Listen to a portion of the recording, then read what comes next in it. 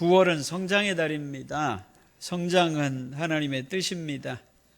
우리 하나님께서 독생자 예수 그리스도를 이 땅에 보내시고 그의 피로, 그의 십자가로 우리를 죄에서 용서하여 주시고 우리를 하나님의 자녀 삼아 주셨어요. 이제는 우리의 삶의 인생이 다른 인생으로 시작하게 하여 주셨다는 것이에요. 하나님의 원하심은 여러분이 죄 가운데서 벗어나서 하나님의 자녀 되는 것, 그건 하나님이 이루어 주신 거예요. 그건 하나님의 은혜로 우리에게 주신 거예요. 하나님이 원하시는 것은 그것으로 인하여서 이제부터 변화되어 가는 거예요. 이제부터 성장해 나가는 거예요. 이제부터 성화되어 가는 것이에요. 여러분들이, 저와 여러분들이 그리스도의 장성한 분량으로 예전에 썩어져가는 구습대로 살았던 모습에서 이제는 벗어나서 저 사람은 정말로 성도구나, 저 사람은 세상의 빛으로 예수님이 세워주신 사람이구나, 저 사람은 하나님의 일꾼이구나, 하나님의 종이구나, 하나님의 종다운 사람이구나, 그래서 이제는 하나님이 써먹을 만하구나, 이런 모습으로 우리가 변화되어 가는 것이 하나님의 뜻이라는 것. 내가 거룩하니 너희도 거룩할지니라, 그 말이에요. 하나님이 거룩하니까 하나님의 백성다운 모습으로, 하나님의 백성다운 모습으로 저와 여러분이 변화되는 것이 하나님의 뜻이는 거예요. 그것을 저희는 9월의 성장이라고, 영적인 성장이라고 이야기하는 것이에요. 이전의 모습과는 다른 거예요. 이전의 모습과는 다른 것이에요. 우리는 언젠가 우리가 인생이 그리스도 안에서 하나님의 백성으로 우리가 새롭게 거듭나서 시작이 되었습니다. 언젠가는 우리가 하나님 앞에 설 거예요. 하나님 앞에 서기 전에 항상 우리는 자신을 뒤돌아보게 되어 있습니다. 자신을 뒤돌아보게 되어 있어요. 저는 양로원에서 오랜 동안 살았어요. 임종을 많이 봤어요. 많은 사람 임종하기 전에 하나님이 잠깐의 시간을 줘요. 그래서 가족들을 만나고 자신의 삶을 뒤돌아보게 만든다는 얘기예요. 그때 뒤돌아보면은요, 내가 그 사이에 막 고민하고 복작복작 괴로워하고 좌절하고 절망하고 이런 것들이 아무런 의미가 없다는 것을 깨닫게 되는 것이에요. 그런 것들은 아무런 의미가 없는 거예요. 그때가 되면은 내가 하나님 만날 때, 주님 만날 때 내가 어떤 모습으로 서 있는가, 그것이 중요한 거예요. 내가 그리스도 안에서 그 안의 중심으로 어떤 길을 살아왔는가, 이것이 중요한 거예요. 중요한 거예요. 어떤 분은요, 그 전에 하나님을 바라보면서 다 내려놓고 하나님을 찬송하면서 맞이하는 아름다운 사람들이 얼마나 많은지 몰라요. 얼마나 많은지 몰라요. 제가 존경하는 저희 선배 선교사님이 계셔요. 선교사님이 계셔요. 그분이 그런 얘기를 하더라고요. 아주 가까운데 그런 얘기를 하더라고요. 본인은 예수 믿으면서도 그냥 살았대요. 그냥 살았어요. 그냥 살다가 본인이 경상남도에 아주 유명한 대학의 교수로, 경제학과 교수를 하고 있었어요. 어느 순간에 내 삶을 뒤돌아보니까 하나님 앞에 설 때 아무것도 없다는 얘기예요. 내가 이렇게 사는 게 뭘 의미가 있는가, 그런 생각을 하다가 그 사람이 학교에 사표를 내고 영국으로 가서 영국에 공부하러 갔어요. 영국에 가서 공부를 하고 인도네시아로 가서 지금도 인도네시아에서 말씀을 가르치고 인도네시아의 중심 사역을 하고 있어요. 가끔 한국에 오면은 제가 만나는 거예요. 인도네시아에 사역을 하고 있는 거예요. 이제는 인생 자체가 바뀌어 있어요. 바뀌어 있다는 얘기예요. 그분은 그렇게 가는 거예요. 저는 어떻느냐? 여러분은 어떻느냐? 뭐 대단한 일이 아니고 하나님이 내게 주시는 반달란트, 하나님이 내게 주시는 1달란트, 하나님은 절대로요 1달란트를 준 사람에게 5달란트 요구하지 않아요. 내게 주신 그 달란트 속에서 나는 어떻게 살아왔는가, 그게 성장인 거야. 10년 전과 지금과 하나님이 생명이라는 시간을 준 거야. 내가 살아있다는 것이 얼마나 귀한지 아십니까? 살아있다는 것이 얼마나 귀한지 몰라요. 얼마나 귀한지 몰라요. 어떤 사람이 작은 영상을 만들었어요. 그 영상을 보면서 제가 느낀 게 있어요. 어떤 사형수가요, 사형장에 끌려갔어요. 총살되기 바로 전이에요. 총살되기 전이에요. 이제 총살되기에 5분 남았어요. 1분 남았어요. 내가 살아있는 시간은 1분밖에 없어요. 과연 1분 동안에 내가 뭘 할 것인가? 옆 사람한테 이야기하고, 그 다음에 5초가 남았어요. 5초가 남았을 때 내가 뭘 할 것인가? 5초, 4초, 3초 할 때에 자기의, 그 사람이 쓴 글에 살고 싶다. 살고 싶다. 그거 하나 있었어요. 1초가 남았어요. 방법이 없잖아요. 내가 살고 싶다는 거예요. 거총 하는 순간에 그 사형 집행이 러시아 황제에 의하여서 중단하게 된 거예요. 그 사람은 살아났어요. 그 사람이 새롭게 살아났어요. 그 사람 이름이 도스토옙스키. 그 사람 유명한 있죠. 많은 것들을 우리에게 전해주었던 삶을 사는 거야. 그 계기가 그렇다는 얘기예요. 여러분들은요, 하나님 앞에 설 때에 어떻게 이룰 것인가 그 말이에요. 그런데 고민은요, 알아요. 이거 모르는 사람 어디 있어요? 제가 모르는 거 얘기했습니까? 아는데도 뭐가 문제예요? 마음은 원이로되 육신이 어때요? 육신이 약해요. 조금 하려고 시도했다가 어려움 당하면은 넘어지는 거예요.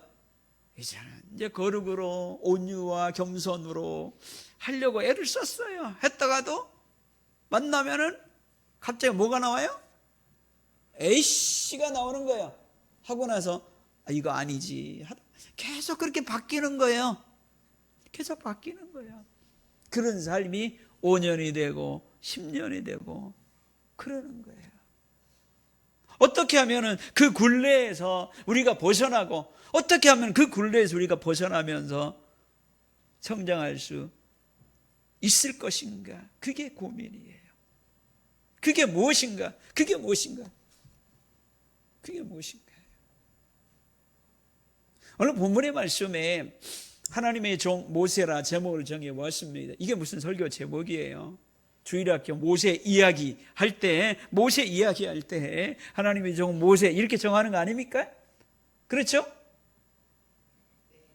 모세가 바뀌게 되는 과정 속에서 무엇이 중요한 역할을 했느냐? 그건 뭐냐? 너는 내 종이다. 종의 의식이다 그 말이에요. 너는 내 종이다 그 말이에요. 오늘 본문의 말씀에 10절에 보면은요, 이제 내가 너를 바로에게 보내어 너에게 내 백성 이스라엘 자손을 애굽에서 인도하여 내게 하리라. 이제 내가 너를 이것을 깨달아서 인정하게 되고, 이게 바로 뭐예요? 소명이란 얘기예요. 하나님이 내게 말씀하신 소명이 이거구나. 이스라엘 백성을 애굽에서 인도하여 내어서 아브라함이 약속하신 그 땅으로 그들을 데리고 간 것이 나에게 주신 하나님의 뜻이구나. 그 소명을 깨달았을 때에 그 이전까지는 어려움이 있으면 넘어지고 그랬는데 이제 넘어질 수가 없는 거야. 이것은 나의 짐이고 나의 사명이거든요. 나의 사명이거든요. 달리기 선수가 있어요. 달리기 선수가 있는데 달리기 선수하고 요즘 달리기 좋아하는 사람 굉장히 많아요. 아마추어들 많아요. 여기에서도 새벽에 나가면은 요즘은 한국 사람들은 달리기 할 때 꼭 옷을 입고 달리기 하더라고요. 옷 안 입어도 달리기 하는데 아무런 지장이 없는데 뭘 이런 거 딱 쫙 붙는 거 있지. 그거 입어야지 달리기를 해요. 그거 안 입으면은 달리기를 못 하더라고요. 바람을 가르려고 그런가 봐요. 지금도 달리기 하는 사람 많아요. 나름대로 있죠. 달리기를 좋아서 하는 사람 많아요. 그런데 아마추어가 생활체육을 하는 사람이 아무리 노력을 하고 애를 써도 선수는 못 이겨요. 이길 수가 없어요. 이길 수가 없는 거예요. 지난 7월에 보니까 그 독일에서 하는 유니버시아드 대회 있죠. 우리나라 그 400m 계주. 얼마나 잘 뛰는지 우리나라 사람이 그렇게 뛰는 건 처음 봤어요. 우리나라 사람들은 막 뛸 때 막 그냥 속도로 뛰는 거 이거예요. 근데 제가 볼 때는 그건 그 나이지리아랄지 그쪽 사람 뛰었을 때 다리 하나 짚을 때 몸이 팍팍 나가는 느낌. 제가 이해되십니까? 받으면 그냥 팍팍 나간다는 느낌이 있어요. 한 번 뛰면 팍팍 나가는 그런 느낌이 우리나라 선수한테 느껴지는 거예요. 그 레이스 모든 사람에서 맨 앞에서 막 잡으면서 뛰는데 잘 뛰더라고요. 그래서 마지막에 세계대회에서 우리나라 최초로 금메달 땄어요. 밑에 댓글 보니까 맨 위에 어떤 사람이 이런 댓글을 달았더라고요. 내 살아생전에 이걸 다 본다고. 내 살아생전에 우리나라 육상에서 세계대회 금메달 따는 걸 못 볼 줄 알았는데 이걸 다 본다고 그 말이에요. 그 사람은요, 아마추어가 왜 못 따라가냐면요, 그 사람은 나는 달리기 선수라는 소명을 가지고 있거든요. 아침에 일어나가지고 달리기밖에 생각 안 해요. 점심때, 저녁때까지 그것만 생각을 해요. 거기 보면은 약간 우리하고 얼굴이 다른 사람 한 사람이 있더라고요. 엄마가 한국 사람, 아버지가 나이지리아 사람. 근데 아버지가 멀리뛰기 선수예요.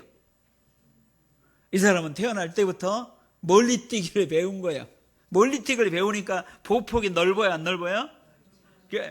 첫 일본 주자더라고요. 발이 그냥 콱콱콱 나가는데 그 친구는 한국에서 태어났지. 얼굴만 약간 그렇죠. 잘 뛰대. 잘 떠요. 중요한 것은요, 내가 하나님의 종이라는 소명의식을 가졌을 때 달라지는 거예요. 네팔에 가서 선교지에서 아이들하고 똑같이 가르치는데 8학기를 가르쳐도 한 사람 모습이 똑같아요. 그냥 부모가 가라 그래서 온 거예요. 뭘 하나 있으면은 요거는 딱 훔쳐가지고. 그 사람들은 훔친다는 말이 잘 없어요. 그냥 가져가는 거야. 그냥 가져갔다가 왜 가져가냐? 그럼 갖다 놓으면 되는 거예요. 다른 거 없어요. 힌두교는 갑이 받는 사람이에요. 주는 사람이 갑이 아니고. 왜냐하면 주는 사람이 많이 줘야만이 다음 생애 때에 이 사람이 잘 태어나거든요. 그러니까 줘야 되는 거예요. 참 신기해요. 어느 날 보니까 학생 사무실에 컴퓨터가 없는 거예요. 어느 친구가 가지고 와다 팔아버린 거예요. 우리하고 의식이 달라요. 나중에 그거 하나 가르치는 거야. 이건 하면은 안 되는 거다. 그렇구나. 그 나라에는 감사란 단어가 없어요. 그래서 감사란 말을 그냥 한국말로 가르쳐 줘 버렸어요. 감사합니다. 가르쳐 버렸거든요. 그렇거든요. 그런데 어떤 사람은 팍팍팍 성장하는 거야. 어떤 사람은요, 그 친구 이름도 얘기할 수 있어요. 근데 얘기 안 해요. 근데 그 친구는요, 얘가 지금 선교사인지 학생인지 구별이 안 돼요. 의식구조 자체가. 왜 그래요? 그 안에 뭔가 일어났어요. 나는 하나님의 종이다.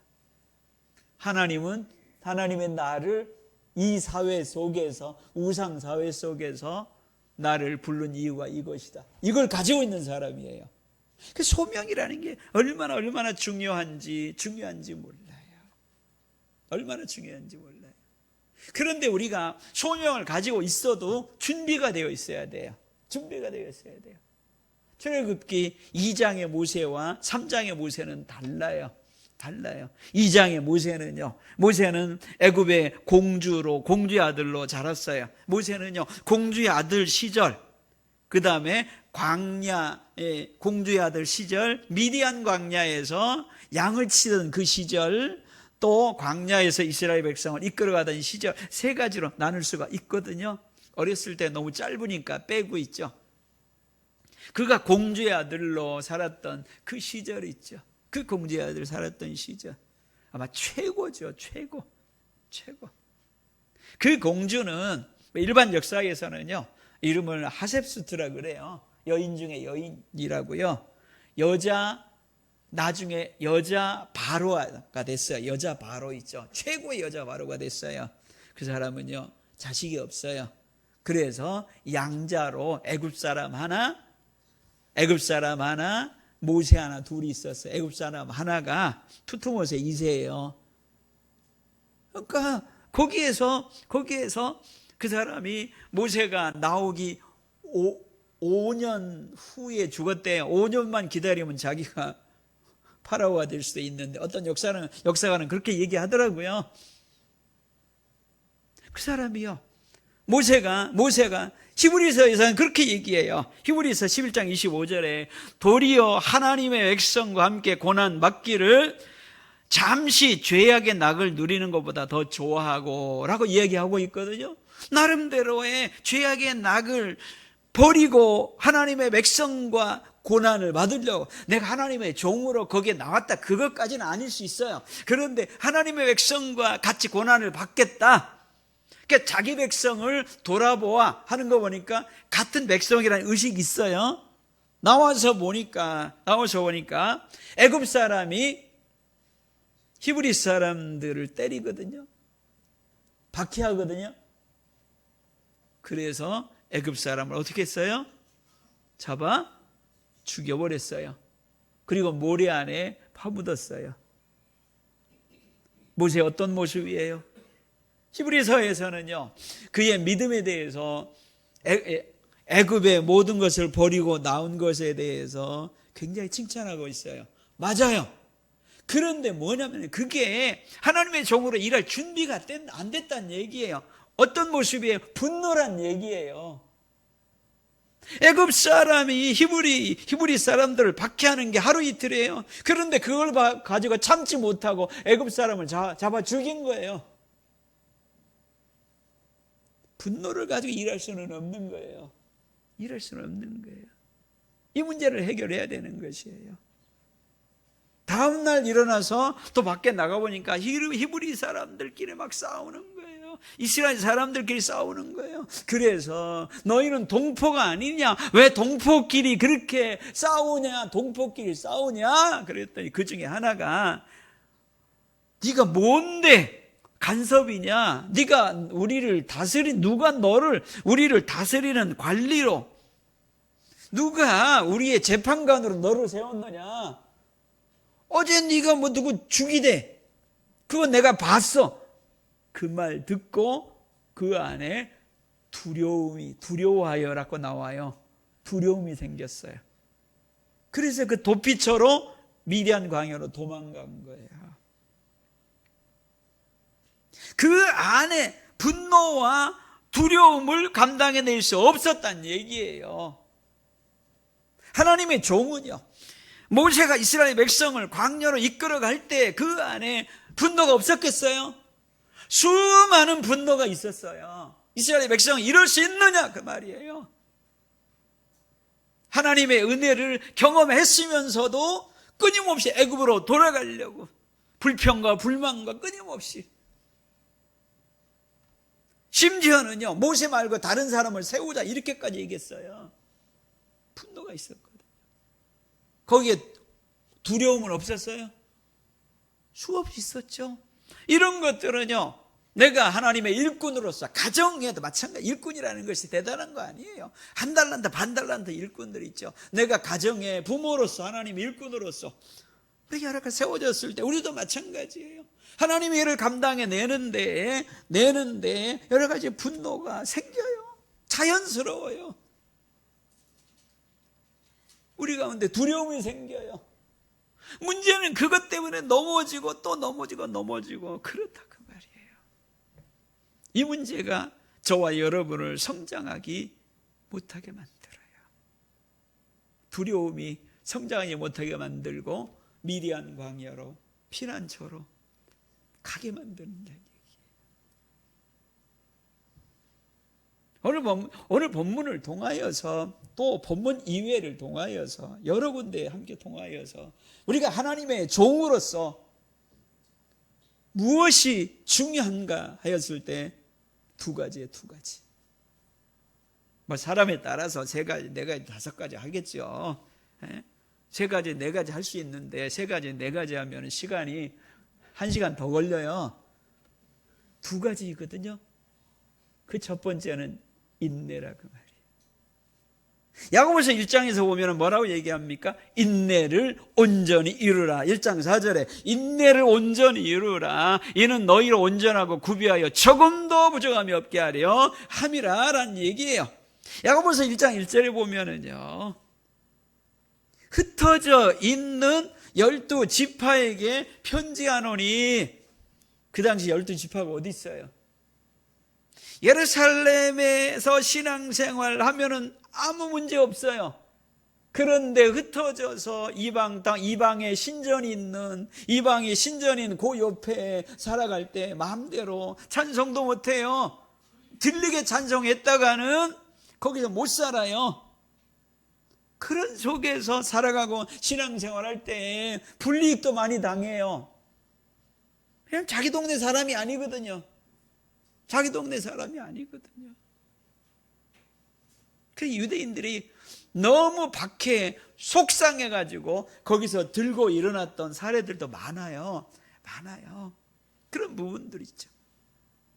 그 속에서 야고보는 뭐라고 얘기합니까? 1장 4절에 인내를 온전히 이루라.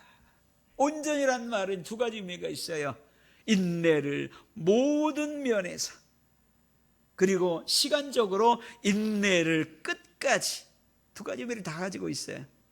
온전히 인내를 이루어내라 그 말이에요. 그러면 그걸 통해서 왜? 단단해지라고 말이에요. 어려움 당하면 그것 때문에 사시나무 떨듯이 아무것도 못하는 과정이죠. 두려움이 생겨가지고, 누가 말 한마디 했다 그래가지고 두려움이 생겨가지고 사시나무에 떨면은 그것이 하나님의 종으로 세웠어요. 그런데 종으로서 일을 감당해낼 수 있어요, 없어요? 없어요. 그걸 가지고 분노해가지고 막 그러면은 그걸 가지고 하나님의 종으로 이룰 수 있어요, 없어요? 없어요. 제가 여러분들 가운데 무슨 일 하나 일어났으면 분노가 일어나가지고 와! 그럴 수가 있어, 이 목사한테 말이야. 그러면 여러분들 저 감당 못해요. 그래요, 안 그래요? 그렇죠. 우리가 뭘 준비해 나가야 되느냐, 그런 일들이 일어나요. 그런데 그런 일은 하루아침에 일어나지 않아요. 그 속에서 인내를 온전히 이루어 나가라 그 말이에요. 단단해지라고 말이에요. 그것이 모세에게는 미디안 광야에서 양치는 거였어요. 양이라는 게 쉽지 않아요. 제가 양떼 목장 2번이나 갔었어요. 최근 들어서. 예전엔 여러 번 갔었는데 갔었어요. 이 양은요, 아무나 불러도 와요. 사람이요, 아무나 불러도 와요. 목자 입장에서 양을 500마리 키운다고 했을 때 저쪽에서 아무나 가면은 목자가 감당해 내겠어요? 그렇죠. 중동에서는, 그 당시 이스라엘에서는 양치기 개가 서로 이렇게 도와줬다는 얘기를 들어본 적은 없어요. 이 시대 때 있죠? 그런 건 없어요. 목자가 다 해야 돼요. 얼마나 힘들어요. 탈무드에 보면은요, 그 당시 양의 특징 10가지가 나와 있어요. 그 중에 몇 가지 하면 얘기하면은요, 양은 이기주의고 제 멋대로다. 그냥 자기 눈에 보인 대로 가요. 그런데 문제는 잘 보이지도 않아요, 눈에. 그리고 양은 자꾸 오던 길로 돌아가려고 그래요. 그러니까 목자는 풀이 있는 곳으로, 물이 있는 곳으로 이끌어 가려고 그러는데 자꾸 오던 길로 가려고 그래요. 그러니까 잡으러 가야 돼요. 양은 있죠. 그러니까 힘든 거예요. 양은 분별력이 없어요. 생각을 안 해요. 양은 눈이 잘 안 보여요. 결론적으로 양을 칠 때 손이 많이 가요. 손이 많이 가요. 제가 어렸을 때 오리를 키웠어요. 저희 할아버지가 그걸 좋아해가지고 오리를 몇십 마리, 100여 마리 오리를 키웠어요. 오리는 정말 좋아요. 오리 키울 때 있죠. 저희는 옆에가 하천가에 있어가지고 오리 키우면은 제가 아침에 학교 가기 전에 오리를 데리고 나가요. 그럼 오리들이 지가 알아서 문만 열어주면은 지가 꽥꽥거리면서 하천으로 지 알아서 가요. 하천으로 가요. 하천으로 가죠. 아랫동네까지. 그 하천이 굉장히 넓어요. 아랫동네까지 지가 알아서 먹고, 제가 오잖아요. 그러면 해가 떨어지면은 지가 알아서 와요. 시간 되면 지가 알아서 와요. 와, 아십니까? 지가 알아서 와요. 지가 알아서 와가지고 문 열어달라고 그래요. 그 문 열어면 지가 들어와요. 와가지고 오리 집으로 자기가 들어가요. 거기는 오리의 대장이 있어요. 리더가 있어요. 그러니까 대장을 잡으면 안 돼요. 여름에 복날에 실수로 오리 대장을 잡잖아요. 그 밖에 나가지도 못해요. 지금도 궁금한 게, 일주일 정도 지나면은, 일주일 정도 내가 몰고 갔다가 몰고 와요. 그러면 대장이 하나 생겨요. 그런데 대장을 어떻게 뽑는지는 저는 지금도 몰라요. 닭은 자기들끼리 싸워요. 싸워가지고 대장이 세워지거든요. 오리는 싸우지도 않아요. 어떻게 회의에서 하는 건지 투표에서 하는 건지 대장은 어떻게 세우는지는 지금도 모르겠어요. 여러분들 그거 알아가지고 논문으로 쓰면은 아마 굉장하게 유명하게 될 거예요. 어떻게 세워놨는지 몰라요. 근데 양은 안 그래요. 양은 대장 없어요. 자기네끼리 싸울 때는 좀 그렇죠. 이끌어가지도 않아요. 지 마음대로 가는 거예요. 자기 마음대로 가더라고요. 그런 거예요. 그 양을 40년 동안이나 속 터지면서, 답답함 속에서 속 터지면서 40년 동안이나 양을 쳤다 그 말이에요. 다윗은요, 양을 칠 때, 요놈의 양들은요, 눈이 별로 안 좋아해요. 양은요, 아니 멀리서 사자나 곰이 오면은 좀 피하면 되잖아요. 요 양은 피할 줄도 몰라요. 거기로 가는 거예요. 거기로 가는 거예요. 골치 아파요. 그걸 40년 동안 하다 보니까 자기 안에 뭐가 생겼어요? 인내의 단단함이 생겼다 그 말이에요. 우리가 영적인 성장이라는 게 그런 거예요. 성령의 열매라는 게 인내란 얘기예요. 사랑이란 인내라 그 말이에요. 사랑을, 일할 수 있는 사랑을 얘기하는 거예요. 내 안에 느껴지는 사랑이 아니라 종으로서의 일할 수 있는 사랑은 뭐야? 오래 참고 모든 것을 참으며 모든 것을 견디느니라. 이해되십니까? 종으로서의 사랑을 얘기하는 거예요. 그 부분이 있죠. 두 번째는 앞에서는 자기가 뭘 하려고 돌아보려고 내려놓고 나갔어요.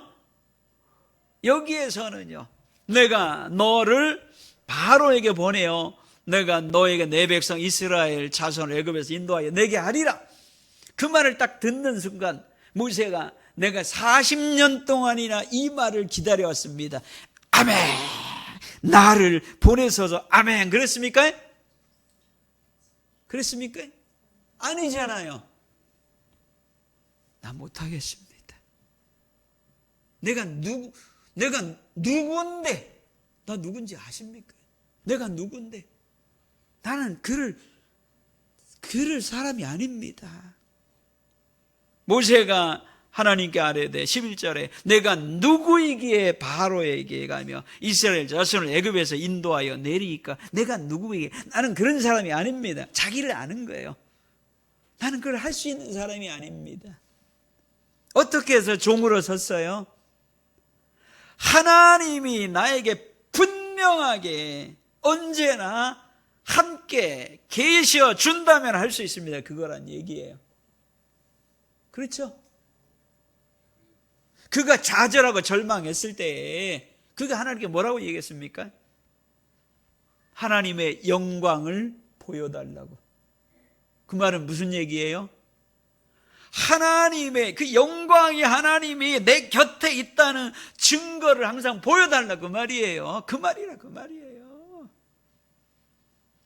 그 이스라엘 백성 속에서 힘들 때 보면은 사람인지라 잊어버려요. 하나님이 나와 함께하여 주시면 할 수 있다 그 말이에요. 그 말은 끊임없이 하나님과 함께하는 삶을 사는 거예요.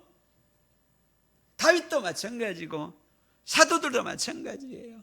그래서 사도들도 베드로도 모세도 그가 복음을 전하러 갈 때에 뭘 찾아요? 기도처를 찾는 거예요. 먼저 기도처를 찾는 것이에요. 그는 하나님과 동행을 하는 거예요. 저와 여러분이 우리가 구역으로 여전도여로 성가대로 무슨 일 할 때 할 수 없어요. 그게 당연한 거예요. 분노가 생기고 두려움이 생기고 할 수 없어요. 그건 당연한 거예요. 못해요. 넘어지는 건 당연한 거예요. 그런데 하나님이 동행하여 주실 때 할 수 있는 거예요. 그것이 중요한 거예요. 이런 영적인 부분이 있는 거 교회는요. 안 그러면은 교회는 동아리예요. 동아리. 좋은 동아리예요. 좋은 이야기 나누고 좋은 교제 나누는 동아리 얼마나 많은 줄 아십니까? 그렇죠? 거기에 머물러 있는 거예요. 건물도 가지고 있는 동아리 얼마나 좋아요. 하지만 그 안에 하나님이 함께하여 주시는 것, 그 영적인 중심이 얼마나 중요한지 몰라요. 그걸 통하여서 우리가 성장한 거예요. 하나님으로부터 예수 그리스도로부터 요한계시록 스타일로 얘기하면은요, 전능하신 하나님의 보좌와 어린 양 예수 그리스도를 통하여서 생명수의 샘이 흘러나가는 것, 거기에 세마포옷을 빠는 자는 복이 있나니 그랬거든요. 예수 그리스도로부터 은혜를 받고 그와 연합하고 그와 하나 되고 그와 함께함을 통하여서 교회가 감당해내는 거예요. 기도하겠습니다. 사랑의 아버지 하나님, 우리가 하나님께서 우리에게 1달란트, 2달란트, 5달란트 우리 인생에게 맡겨준 종임을 알게 하여 주옵소서.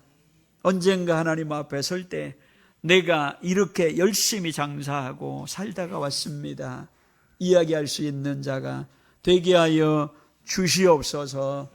지금은 넘어지고 또 넘어지지만은 다시금 일어나서 인내를 온전히 이루어서 언젠가는 단단해진 인내의 종으로 일어서기를 간절히 원합니다. 우리가 지금은 할 수 없지만은 우리 하나님 우리와 동행하여 주시면은 우리가 할 수 있습니다. 우리 하나님과 동행하는 우리의 삶의 모습을 저버리지 않게 하여 주옵소서. 예수님 이름으로 기도합니다. 아멘.